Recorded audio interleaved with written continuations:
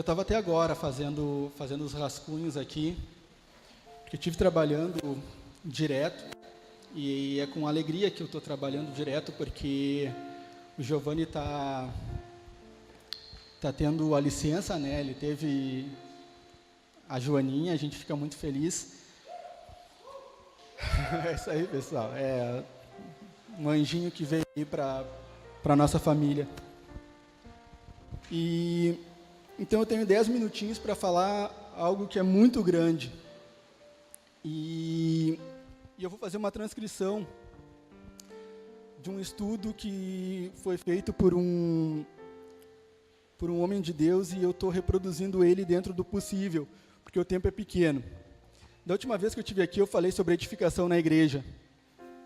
E hoje eu quero trazer mais alguns aspectos da edificação. O plano de Deus é edificar a igreja. Isso é o que Deus se propôs a fazer. Deus é como um arquiteto. E a todo arquiteto que ele deseja que o seu projeto se realize exatamente como foi projetado. Então, dentro dessas palavras, eu quero destacar 6 coisas relativas à obra da edificação. E eu trouxe aqui na primeira epístola de Paulo a Timóteo, ele fala algumas coisas que são importantes para a edificação. A primeira delas, pessoal, é o amor. No capítulo 1, no versículo 5 da primeira carta a Timóteo, Paulo diz o seguinte: pois o propósito deste mandamento é o amor nascido de coração limpo e de boa consciência e de fé não fingida. Paulo está dizendo aqui para Timóteo: cuidado com as palavras e os ensinamentos que geram disputas e não realizam o plano de Deus. Isso não é edificação de Deus. Em 1 Coríntios, no capítulo 8, versículo 1, diz o seguinte: o conhecimento envaidece, mas o amor edifica. Então, é muito maior esse estudo, mas diz: a igreja se edifica em amor. É o primeiro passo que a gente deve dar, para que nós tenhamos uma igreja edificada em Deus. Segundo ponto importante é a oração, pessoal. A oração, ela não edifica somente a igreja, ela edifica a nós mesmos, e também nós necessitamos da oração para que nós possamos atender a nossa responsabilidade perante o mundo. Nós devemos orar pelas pessoas que não estão na igreja também.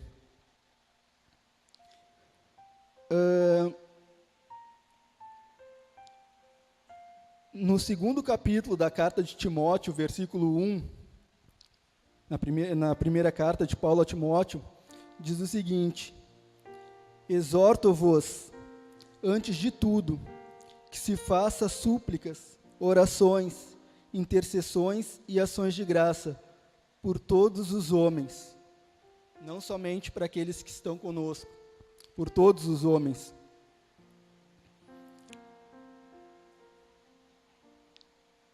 Quero, pois, que os homens orem em todo lugar, levantando mãos santas, sem ira e sem discussões. Nós não podemos converter as pessoas. Nós não temos a capacidade de dar crescimento. Nós apenas podemos plantar e regar.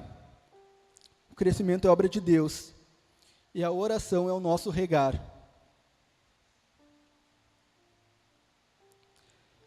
Depois é algo que me chama bastante atenção, pessoal, que é o exemplo.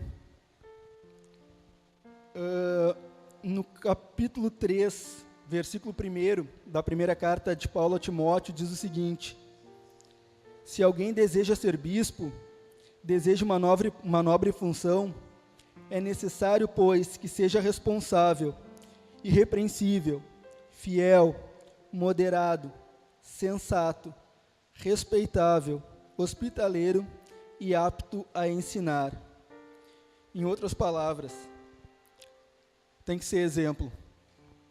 Se nós não mostrarmos para aqueles que nós queremos edificar como ele deve se comportar, ele não vai agir dessa forma.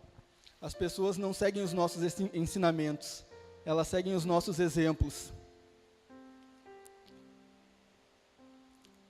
Depois, a gente chega na palavra.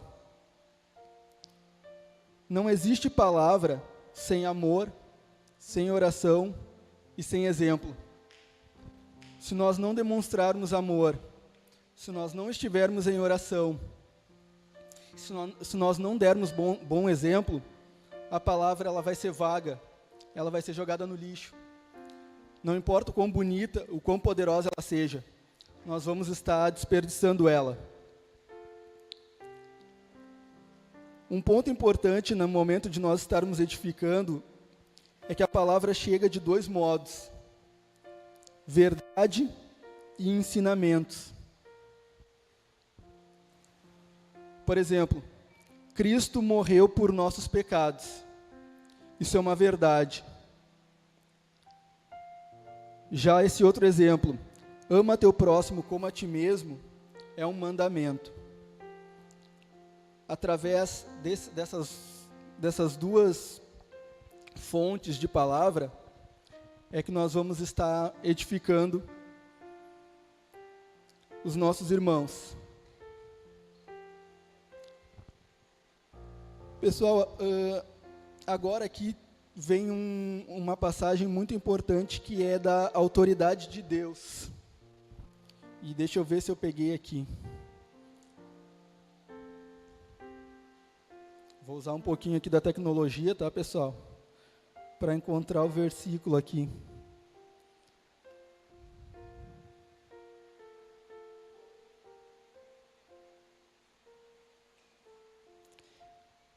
Então, na mesma carta, primeira carta de Paulo a Timóteo, no capítulo 6, os versículos 15 e 16, diz o seguinte: a qual Deus fará se cumprir no seu devido tempo. Ele é o bendito e único soberano, o Rei dos reis, o Senhor dos senhores, o único que é imortal e habita em luz inacessível, a quem ninguém viu, nem pode ver. A ele seja a honra, o poder para sempre. Amém. Aqui Paulo mostra a autoridade de Deus na vida dele, a maneira como ele se dirige a Deus. Deus é nosso Pai. Agora, o respeito ao Pai. O pastor Gessé fala aqui que quando a gente chega na casa do Pai, a gente entra na geladeira, nem pede permissão, né, pessoal? Tudo bem. Pelo amor do Pai, a gente faz isso. Mas quando eu chego na casa do meu pai, quando eu chego na casa da minha mãe, eu pergunto pelo menos: olha, tem uma aguinha gelada, posso pegar um pouquinho? Porque eu creio que a gente deve chegar a Deus com todo o respeito, porque Ele é autoridade. Por último, pessoal, eu vou só ler porque eu não consegui chegar ainda nessa parte do estudo, mas eu acho importante também, que é a instrução pessoal. Então, diz o seguinte, na mesma carta, capítulo 5, versículo 1. Paulo diz a Timóteo: não repreendas o ancião, antes exorta-o como a um pai, aos mais jovens como a irmão, as idosas como mães, as jovens como a irmãs, com toda a pureza. Honra as verdadeiras viúvas, mas se alguma viúva tem filhos ou neto, aprendam estes primeiros a ser piedosos com sua própria família. Também faz parte do exemplo, né, pessoal? A partir do nosso exemplo, se nós cumprirmos isso, aqueles que nós estamos edificando também assim farão. Foi muito em cima do do que eu tinha aqui para ler, para mostrar, porque, como eu disse, eu trabalhei demais, eu queria estar mais aprofundado nisso. Mas quem sabe um dia eu não fico mais amigo do microfone e não tenho uma possibilidade de 35 minutos para trazer isso bem mastigadinho para vocês. Obrigado, pessoal. Deus abençoe a todos.